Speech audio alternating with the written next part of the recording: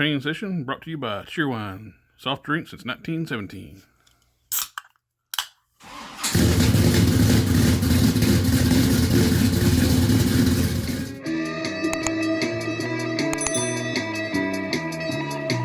This video I'm just going to be doing a little bit of touch-up painting on the base coat for my skin tones.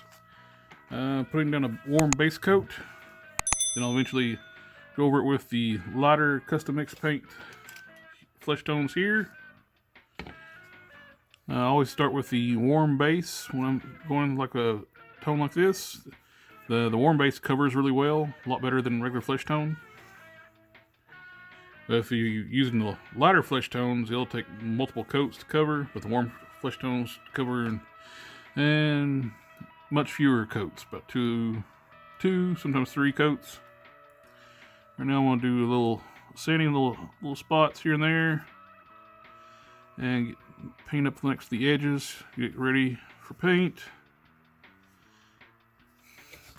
One thing with working acrylics too, you have to don't stay in one spot painting too long, because once the paint starts to dry on the figure, your brush starts catching, and that's when you get your brush strokes, visible brush strokes on your paint jobs.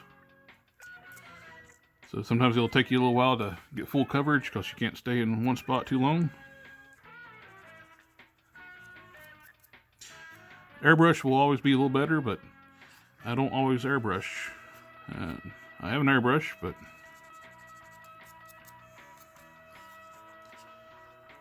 it's not always feasible a lot of times. Like if I'm painting, I sprayed the gold, and now I'm actually brushing on the flesh tones.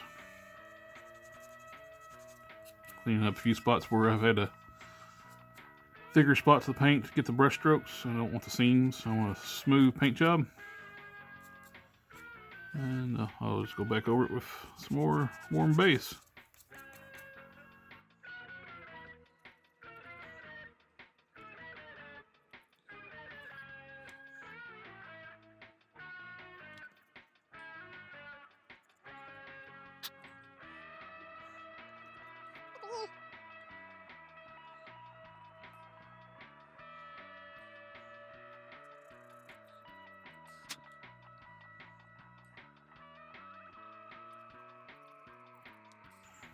Ready for paint.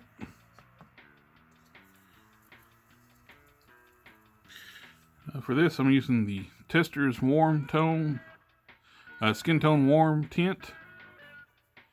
Model Master's acrylic, which unfortunately is no more. These are discontinued. What I have of this paint is the last of my paint of this. So I'm going to have to find some more flesh tones to learn how to use that. Mixing that, because for my custom skin tones, I've used the warm tint, the light tint. It's here, yellow, and a little bit of white. It gives me this nice natural flesh tone. It's not so pink like the warm tones.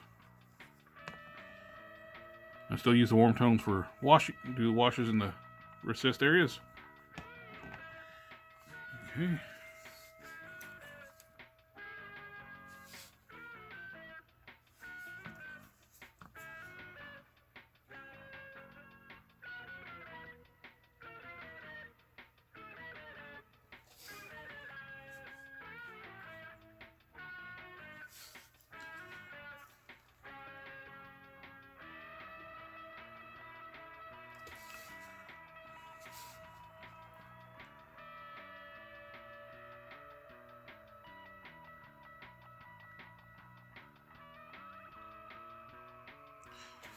Nice smooth, slow strokes when you're doing the edge work.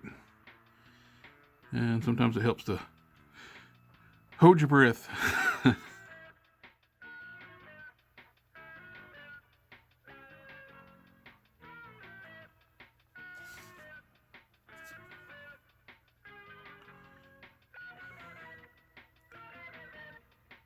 Do quick motions with my brush. It keeps from clumping too much. It makes it smoother coverage.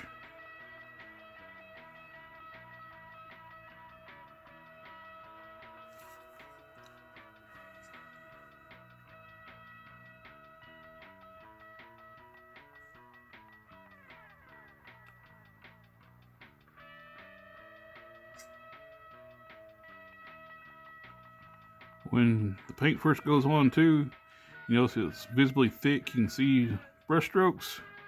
When the paint settles and dries, it'll smooth out. Most of that will smooth out.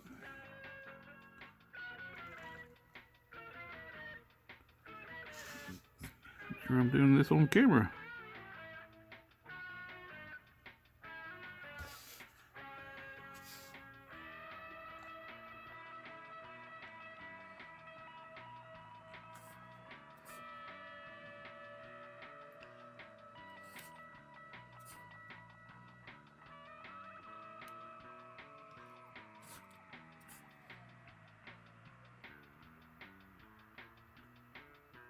Good light source, like if I'm using with the on the camera right now, helps a lot too. And magnification helps a lot too, but I'm not using magnification in the night. I'm just using the old natural peepers, which could be a bad thing. They're not as good as they used to be. So when I do fine detail, I'll use magnification.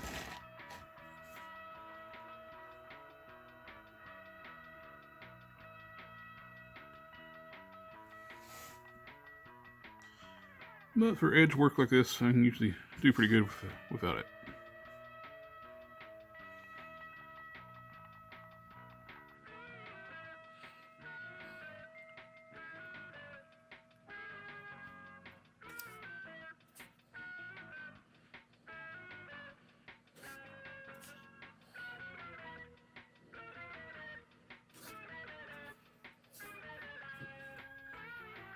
And always be mindful where you're touching too. You don't want to stick your finger in the place you just painted. I'm trying to stay on the gold armor right now, so I have not painted there.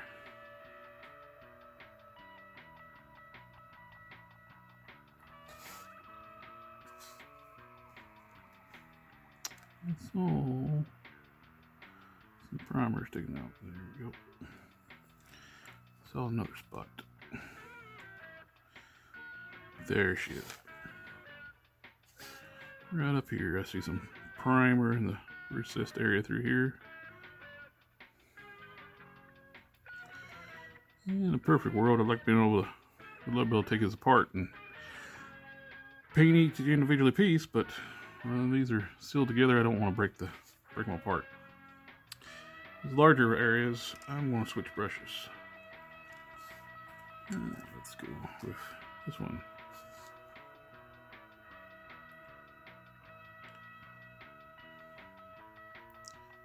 I always try to go in one direction when I'm painting too.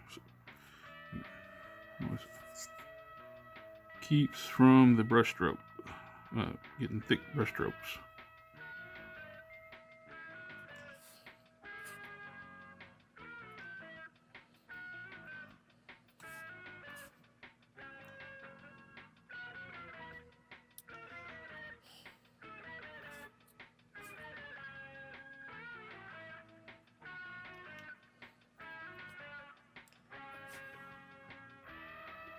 I want to get in there, but it's a tight area, and I don't think I have a brush thin enough, long enough down right here with me right now to get up in there without getting paint on the gold.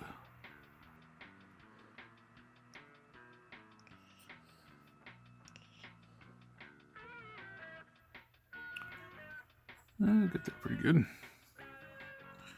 The other side.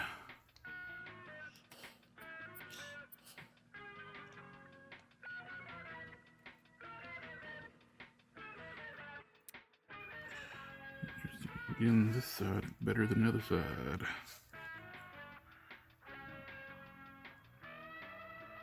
There we go.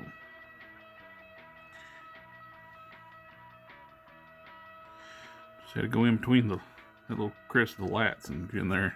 So able to get some paint in there pretty decent. A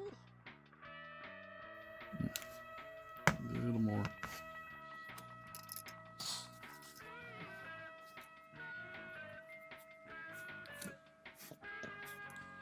I'm focusing on this area through here, which will never be seen because I'll never use the Ab Crunch this far, but I want to know there's paint on it.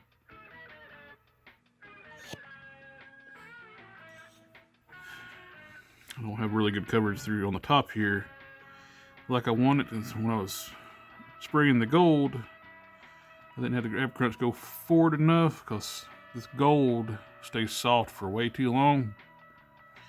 I didn't click forward far enough.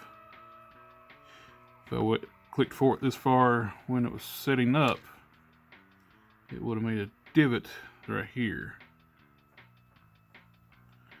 But it doesn't have it right now, so. But 99.9% of the time, you will never see that far up into the Ab Crunch.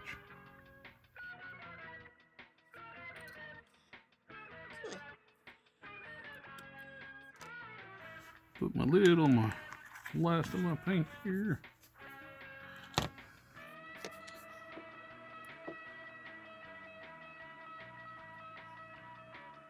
And that one's ready for, let's see.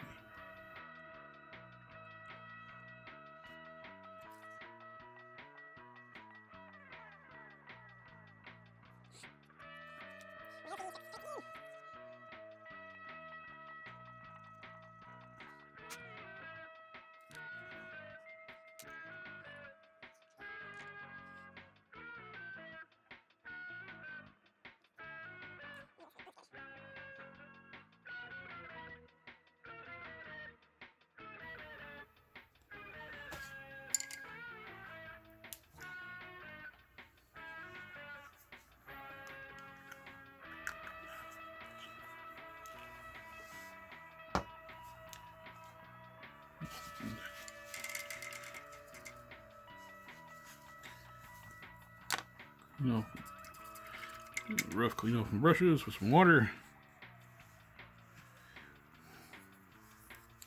You really want to get your brushes good and clean. This stuff, clean your brushes. Of course, it is right here. It says brush cleaner, but restorer. But this will, when you use anything like this, do not touch your figure. You just paint it, because that stuff, even though it feels like your hands are dry, it will be on your hands and it will melt the paint off your figures.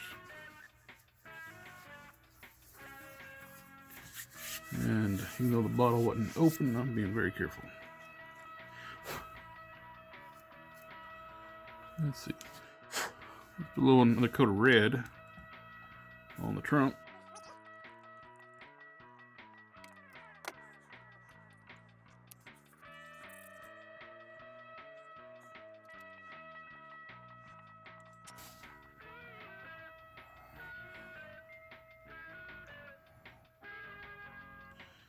We're doing on the base coat of the warm coat on the skin tone. We want to do one direction when you're painting any color.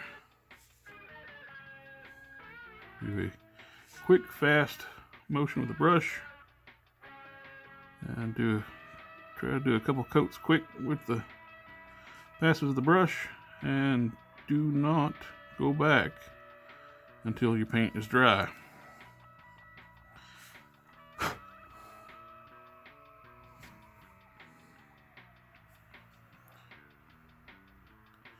You got so much work time when you're painting like this, you gotta be very careful.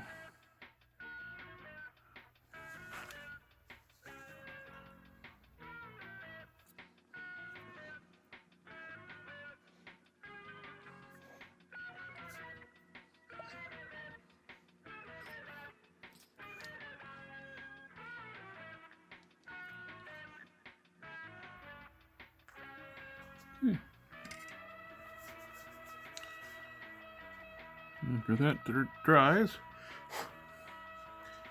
go back with a finer brush, get the seam closer to the armor. Then after that coat, we'll be ready to do a wash on the waist area.